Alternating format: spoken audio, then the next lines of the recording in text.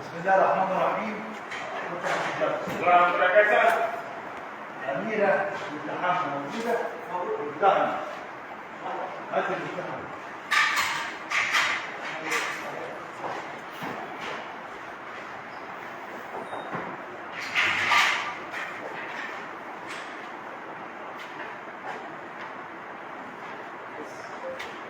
يا أميرة. بس نجيبك يعني. انت قتلتي؟ وصلتي؟ ليه؟ وأقرت المتهمة قتل جدها ولكنها لم تكن في وعيها. طب هو ايه اللي حصل؟ أنا من سنة تقريبا من سنة كنت في البيت رحت جلسة بتاعت تأمل بالليل عزمت لا تعالي قريب عشان اسمع. عزمت على جلسة بتاعت تأمل بالليل. ناس ما أعرفهمش يعني رحت عرفنا عبر الفيسبوك. جلسة فين؟ هنا في مصر. والناس كانوا جلسة عبارة عن ايه يعني؟ التأمل. أنا كنت عاملة شهادات في التأمل واليوجا والعلاج بالطاقة، العلاج بالطب البديل. الرنين الصوتي موجود. نوع العلاج بالطاقة؟ التأمل والعلاج بالطاقة بالرنين الصوتي بالآلات الصوتية الطبيعية. بالآلات الصوتية، تمام. كانت عزمت رحت لما رحت عزمت عن مين؟ المفروض ان هي كانت جلسه تامل. جلسة تأمل. تمام. الناس دول كانوا يعني اجانب. مين موجود معاك في الجلسة دي؟ كان في اجانب كان في مصريين. انا كنت معزومه يعني عزمت. انا ما عنديش اصحاب في مصر كنت منعزله كتير. بتكتب اوائل؟ تمام مع الوزير. تمام. تمام. فرحت لما رحت اول ما خلص جلسه التامل الشخص ده ناداني عبر طب جلسة التأمل اللي انت بتتكلم عليها دي كان موجود فيها المصريين واجانب؟ واجانب. في أي مكان؟ كان في اوتيل عند الاهرامات. ممكن اوتيل اسمه عند بيراميدز. الأهرامات. ممكن اسمه بيراميدز. تمام. تمام. فلا اول ما خلصت جلسه التامل الشخص ده ناداني. بعد ما خلص جلسة التأمل ايه؟ الشخص ده نادالي انا من دون الناس نادالي انا. تمام. فعملت ايده زي ايده كده عمل ايده كده زي القلم وعملت في كل مفاصل جسمي. ده مين هو الراجل ده؟ الراجل ده ايطالي هو يعني كان في معاك واحد ايطالي في الجلسة دي. تمام. اللي هو ايه القلم اللي عمل بيه كده على جسمك؟ بايدي بس كده. بايده. انا لما ناديت من دون الناس المكان كان فيه ايجابيه وكده فانا اتكسفت. البنت اللي هي عزمتني قلت لها ليه ناديني؟ انا استغربت. فقالت لي بالانجليزي اتس بلاسنج يعني زي البركه. انا وقتها ما فكرتش كتير. هو ده راجل ايطالي؟ ايوه هو ده. راجل ايطالي. انا وقتها طب هل الراجل ده بيتنقل على مصر كتير يعني؟ اللي انا فهمته كل سنة في شهر 10 طقوس غريبة بتتم في الأهرامات. ايه الطقوس اللي كنت موجودة فيها دي بالظبط؟ يعني انت الأمر موجود إيجابي يعني. كان كم واحد قاعد في الجلسة دي؟ كان تقريبا 15 16 14 15 واحد. ممكن بس 6 مصريين. منهم 6 مصريين. تمام. وفي الجلسة بقى انتهت على ايه؟ بس عملنا جلسة تأمل عادي تأمل إيجابي. يعني ايه تأمل إيجابي؟ يعني استشعار الطاقة الإيجابية، الامتنان. استشعار الطاقة الإيجابية. الامتنان. تبطيء الأفكار من شيل الأفكار السلبية بدلها الأفكار الإيجابية. أيوه. زي ما بيحصل في كل المراكز الموجودة زي أسامة فاميلي وكليب أخلاق موجود مراكز كتير في مصر بالعلاج بالطاقة والتأمل واليوجا. بس في آخر الجلسة هو ناداني أنا بديت فأنا استغربت حتى اتكسفت. فالبنت قالت لي اتس بلاسنج. بس الراجل ده انت ما تعرفوش قبل كده؟ ما اعرفوش والله. بس عمل لي كده. أول ما عمل لي كده أنا شفت ناس تانية ما كانوش موجودين. وكيف شفت اللي أنا فهمته وقتها سيدنا يعني عيسى. ايه شفت ناس تانية مش موجودين؟ يعني من فضاء كده طلع لي سيدنا عيسى وسيدنا موسى. تمام. يعني في قالوا لي الجلسة الناس- دي لما الراجل عمل بالقلم ده على جسمك انت جاتلك شفتي حاجات بقى تهيأت لك يعني؟ ايوه بس انا وقتها شفتها حقيقي. ده حقيقي اللي هو مين؟ سيدنا عيسى وسيدنا موسى. دي أول مرة تشوفين فيها ولا حصلت قبل كده؟ اول مره. أول مرة. انا قبل ما اطلع من البيت انا متعلقه جدا بصوت البقره من سنين. كنت سلسله صوت البقره شغاله في البيت. بعد ما حصل كده انا لما ظهروا لي انا حسيت ان انا السيده مريم. مش قلب الافكار انا بقيت حسيت كده. يعني انت جالك احساس بقى وقتها ان انت ست كده مريم. تمام. ايوه. رجعت البيت، لا واحنا بنفتح البيت انا وجوزي وبنتي دخلنا لقيت سورة البقرة في الآية وإن ربنا بيقول ولا تحسب الذين يقتلوا في سبيل الله أموات بل أحياء ولكن لا تشعرون. أنا كل في أفكاري ده سيدنا عيسى حي، فعلا ربنا كلامه صحيح، سيدنا عيسى أنا لسه شايفاها أهو والناس مش حاسة. رحت دخلت الدريسنج أوضة الدريسنج. جوزي بيغير لبسه وانا حطيته. يعني جوزي كان موجود معاك في الجلسه دي؟ لا كان مستنيني بالعربيه. كان مستنيني بالعربيه بتاعتك؟ بنتي. تمام. هو غير وانا قعدت في البيت لسه قعدت في الارض حطيت بنتي ما غيرش، قعدت مذهوله بفكر ان ده فعلا انا شفت سيدنا عيسى. فجاز جوزي قال لي مالك؟ قلت له انا لسه شفت سيدنا عيسى. سكت ما ردش عليا، قعد بس يبص لي. شويه جات لي نوبه هلا وحسيت ان كل ده غلط. والناس دي عايزه تأذيني، قعدت اشتكي له قلت له يا عم الناس دي في حاجه غلط، يا عم الناس دي عايزين يأذوني، عايزين يخرجوا بنتي، في حاجه غلط. جات لي نوبه خوف وهلا ومش حمار حتى قاعده على الكلام ده بقى في البيت؟ تمام. قاعده في الارض وقعدت اعيط واقول له يا عم في حاجه غلط، الناس دي عايزه تأذيني. وخوف خوف خوف خوف في صدري عمري ما حسيت في حياتي. قلت له لا، بقيت بقول وانا على ركبي بقول يا ربنا الخوف ده لو ما خلصش انا هموت نفسي. شويه هديت، بعد شويه هديت وجوزي وبنتي ناموا وانا قعدت ابعت للبنت وقلت لها انتوا عملتوا لي ايه؟ في حاجه غلط انتوا عملتوا لي ايه؟ الكلام ده كان يوم الواقعه ولا قبلها؟ لا قبلها شهور، قول 10 شهور. يعني الكلام ده كان قبل الواقعه بشهور. ايوه. فبعت له فعدت لي رقم، قعدت اكتب له كده انت عملت لي ايه؟ انت عملت لي ايه؟ انا عارف جسمي دارسه شويه في الطاقه، فانا عارفه احساس جسمي في حاجه غلط. فكتب لي قال لي انا اللي خلقتك. قلت له انت انا اللي ايه؟ خلقتك. ده مين اللي قال لك كده؟ هو مين؟ الشخص ده؟ يعني صدق الكلام ده منه ازاي؟ شفتيه يعني؟ لا في الواتساب، انا خدت الواتساب. الواتساب. قال لك انا اللي خلقتك؟ ايوه تمام. قلت له انت ما خلقتنيش. طب الراجل ده كان بره ولا كان في مصر؟ انا اللي انا فاكراه يوم حسب التامل ده كان اخر ايام المهم خلاص هيسافر، كان المفروض بعد التامل ده هم تاني يوم سافر. راح وخلاص. بس كتبت له قلت له انت ما خلقتنيش، انت مش هتقدر تغير صوره ربنا جوايا. فقعد بعت لي قلب وقال لي انت نور وانت قويه، تراجع في الكلام ده. بس قعدت بعد ما خلصت كلام في الواتساب كده جات لي نوبه هلع تاني. واحس روحي بتطلع مني واروح دخلت في نوبه حسيت ان يوم القيامه اللي بيحصل. كنت بحس روحي بتتخطف مني واروح البلكونه واقعد احاول اتنفس واحس وجع، وحتى كنت حاسه هنا زي الحديد، حتى صوتي مش قادره اعمل. يعني انا بحب الذكر من الاول، بحب اقول اسماء الله الحسنى بصوت حلو كده، فقاعده بقول يا رحمن يا رحيم. صوتي ده اول ما يطلع بحس بوجع هنا زي الحديد في جسمي. تمام.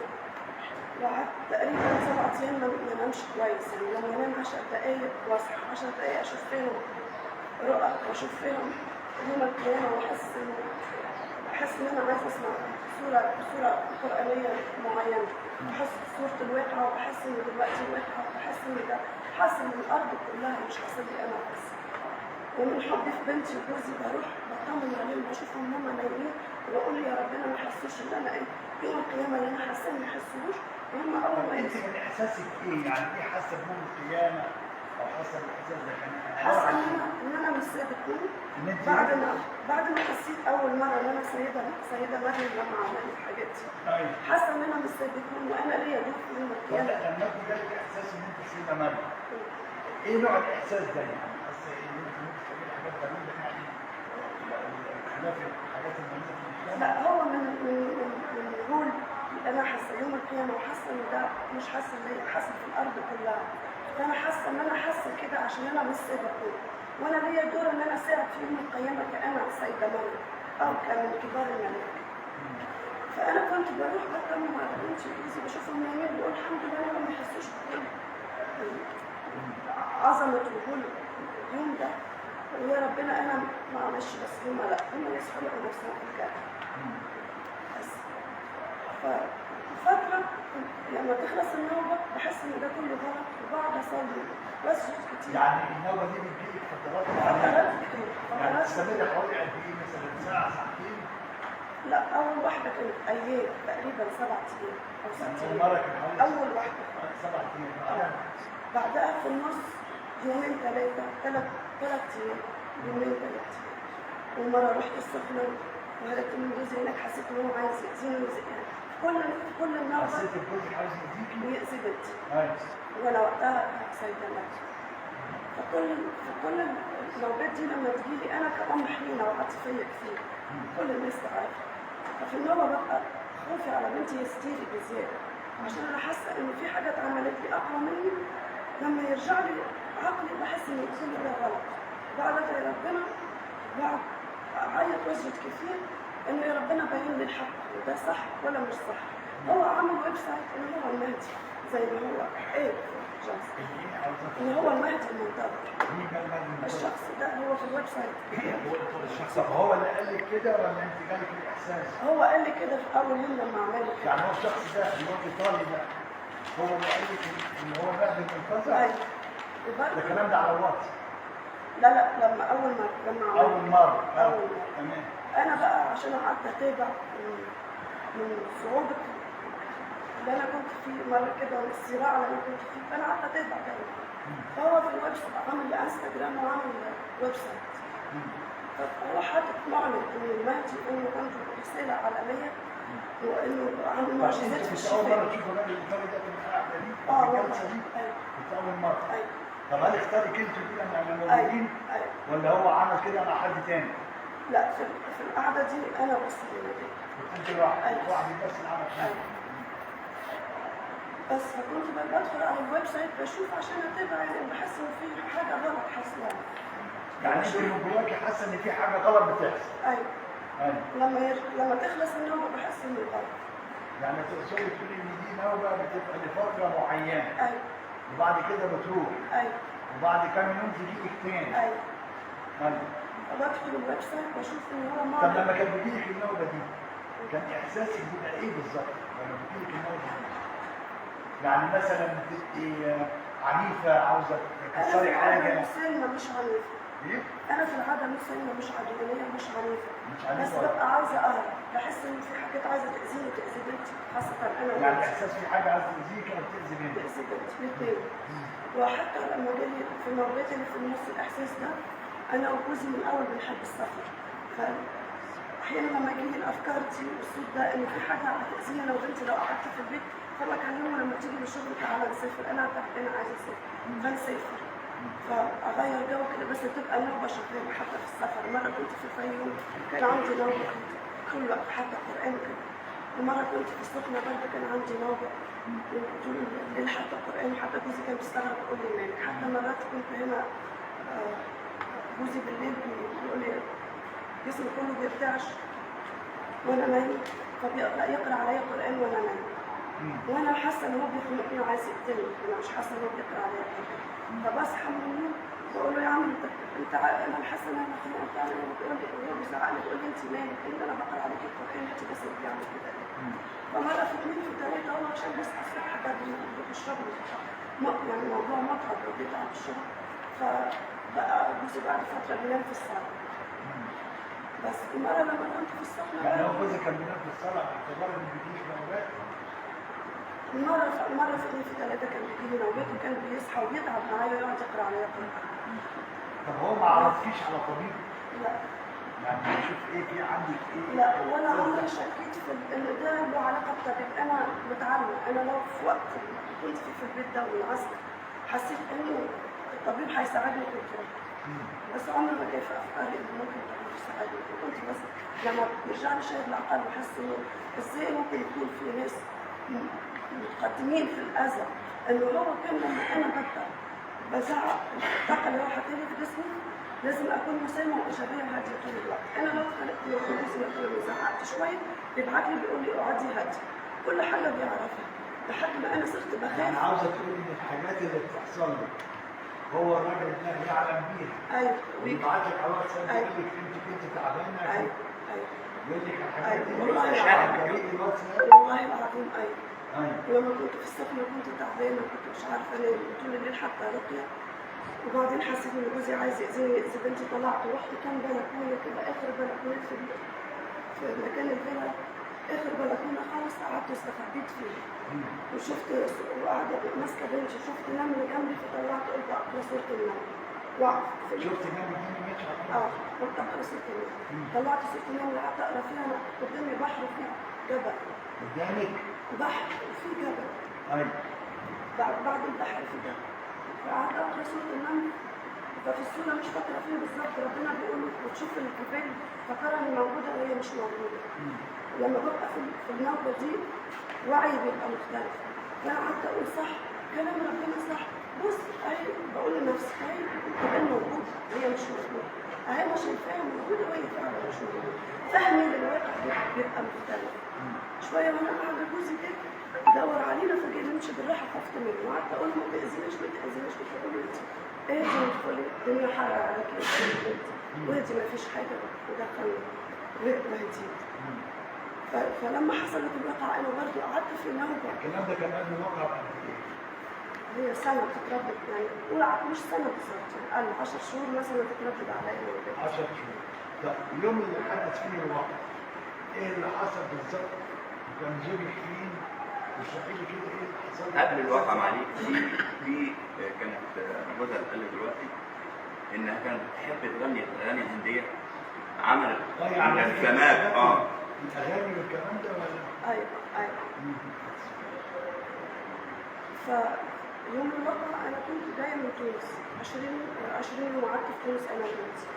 اول ما جيت ما كنتش دخلت في نوبه ان انا ما عنديش نوم 3 ايام ما نمتش، وانا بغير كل ما بيحصل لي كده بغير منوم، فكلمت الصيدليه جبت منوم، بعت لي منوم يتشرب، فاخدت من غير ما احس من تعب الارهاق شربت زياده، رحت الحمام وقعدت ارجع حشيت وقلت لجوزي ما عرفتش ارجع، فرحت لجوزي المطبخ وبنتي قلت له انا شربت زياده يا عمري من الدواء ده وديني الطوارئ، قال لي ده ما بيعملش حاجه. بس قلت له لا وديني، قال لي كلمني الصيدليه واسالي، كلمت الصيدليه وقلت له شربت زياده من النوم اللي انت حضرتك بعته لي دلوقتي، قال لي ما بيعملش حاجه.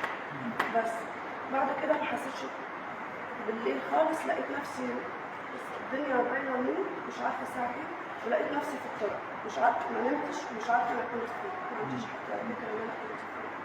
وبعد بشويه حسيت رحت شفت نفسي في المرايه، فشفت عينيا اتحركت حركه غريبه كده، يعني كأن حاجه جت وعملت كده وراحت، فانا قعدت بس كده خفت عيطت، رحت لجوزي قلت له ما تروحش الشغل النهارده انا حاسه ان انا تعبانه، قال لي تمام ماشي. وبعد شويه رحت احاول انام، شفت نفس المنظر اللي انا شفته اول مره لما شفت بالشخص ده، شفت سيدنا عيسى وشفت سيدنا موسى وربنا. يعني انت بتشوف الحاجات دي وانت نايمه ولا وانت صاحيه فعلا؟ مش يعني عارفه سيدنا انام، موسى وسيدنا عيسى شفتهم وانا صاحيه. صاحيه عشان صاحيه قدام عينيكي؟ انا عشان لما شفت عند الشخص ده شفتهم وانا صاحيه وكلموني وانا صاحيه. ايه بقى الحوار اللي ده بينك وبينهم؟ قالوا لي ان انا مريم وانا حاسه يعني سيدنا عيسى سيدنا موسى وان انت انت دعاكي صاحيه مستجاب. قالوا لك ان انت مريم ايوه وان انت دعاكي مستجاب. وان انت دعاكي مستجاب. بس طيب دلوقتي يوم الواقع ايه اللي حصل؟ ايه الحاجات اللي جات لك في دماغك في يوم الواقع؟ شفت سيدنا عيسى، شفت سيدنا موسى، كنت في النوبة، ربنا امر كل يعني جات لك النوبه في اليوم ده؟ ايوه تمام. ايوه. ايه اللي حصل؟ انا كسيدة خطبوني انا كسيدة مريم. يعني ربنا امر يوم الواقع سيدنا عيسى سيدنا موسى سيدنا موسى شفتين الاثنين ايوه وخطبوكي بقى كذلك انت ستنا مريم. ايوه. ايه الحوار بقى اللي بينكم وبين بعض؟ وان ربنا امرني انا وكل الطيبين وكل الملائكه اللي في الارض ان كلنا نصعد للسماء دلوقتي، وان الارض دي اللي هيقعد فيها بس بعد ثواني بس اشرار ربنا هيفجر الارض دي ويقضيها واحده جديده. يعني انت لازم تصعد للسماء. طب حدد لك مين؟ ما حددليش حد يعني خطاب ليا انا. خطاب كان موجه ليكي انت. ايوه ايوه. تمام. طب انت شفتيهم كشكل شكلهم كان ايه؟ سيدنا يعني بني ادمين زينا ولا في بني حاجه آدمين؟ ولا تهيؤات ولا ارواح ولا كده ازاي؟ انا شفتهم بني ادمين. بني آدم. ايوه زي بني ادم لابسين لبس ابيض كده. لما شفت يعني شفتهم اثنين بني ادمين وانت صاحيه ولابسين لبس ابيض وقالوا لك ان انت مامي. اول مره ولا مره رحت للشخص ده شفتهم وانا صاحيه. ايوه. تاني مره يوم الواقعه وانا نايمه فزي الحلم، ما اعرفش ان هو كان يعني حلم يوم ولا الواقعة حقيقه. كان زي الحلم. شبه الحلم كده، ما اعرفش ان هو طب كان. انت بعد ما شفت بس الكلام ده اول مره انا صاحيه اصلا وقاعده كده. طب يوم الواقعة شفتيه كحلم بعد كده صحيتي ايه اللي حصل؟ ده انا مش نايمه، انا متمدده على السرير بس مش نايمه، فكان كانه فلاش كده. ايوه. مش زي اول مره انه حقيقه قوي. الاثنين ستة نص ستة عايشين. ايوه. تمام. وبعدين امروني كأنا سيدة مريم، ربنا امرك انه لازم تصعدي للسماء دلوقتي. يعني هم قالوا لك وجهوا لك الكلام. ايوه.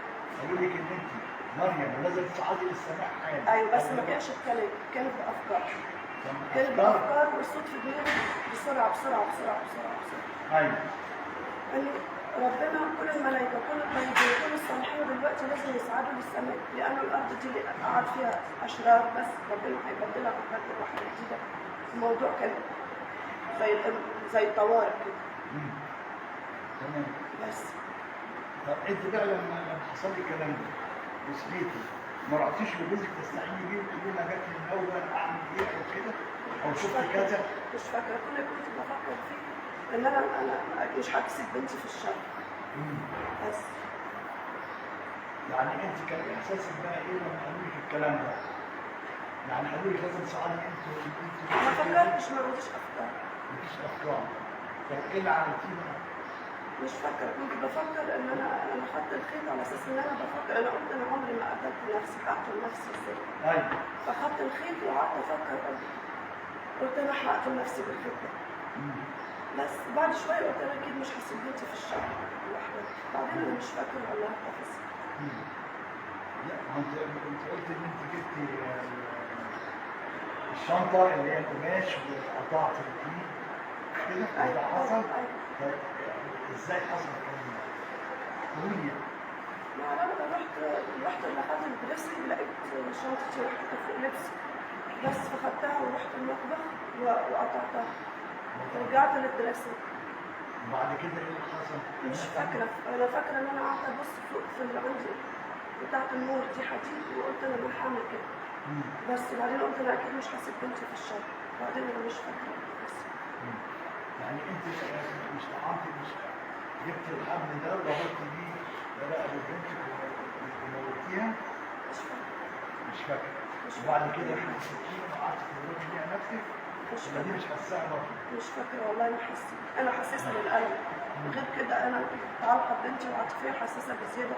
جوزي يشهد انا لو بنتي اتخبطت في الطاوله كده، انا لو بنتي تعبانه بعيط قاعده اعيط كده.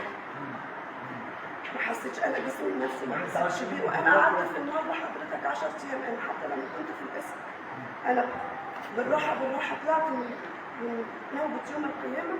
لما دخلت كنت في القسم تدريجيا دخلت في الواقع اللي هو صحيح. انا قعدت في النوبه 10 ايام اخر نار. في ناس في القسم كانت معايا تشهد، كل 34 ست موجودين جوه الحجز والناس الموجوده هناك والظباط كلهم كانوا بيشهدوا ان انا عندي مولود. يعني جات لك يعني طب النوبات اللي جات لك بعد كده هي نفس النوبات اللي كانت بتجيلك قبل كده؟ برضه شفتي اكبر نوبه هي اخر واحده واكبر واحده اول واحده. دي اخر واحده. اول واحده واخر واحده اكبر. طيب لما حصل كده كان زوجك موجود متواجد في البيت؟ ايوه انا فاكره ان انا رحت قلت له ما تروحش الشغل النهارده خليك معايا تحت. قال لي ماشي. هو الكلام ده كان بالليل ولا كان في النهار؟ انا فاكره ان بالنهار كان نور بس مش فاكره الساعه كام. ماشي. طيب هو زوجك موجود؟ انا بس استسمح ان هي هو بناء على طلب يعني اني مش عاوز تصوير. مش هسوي خلاص يا جماعه بطلت تصوير. ماشي. طيب ماشي.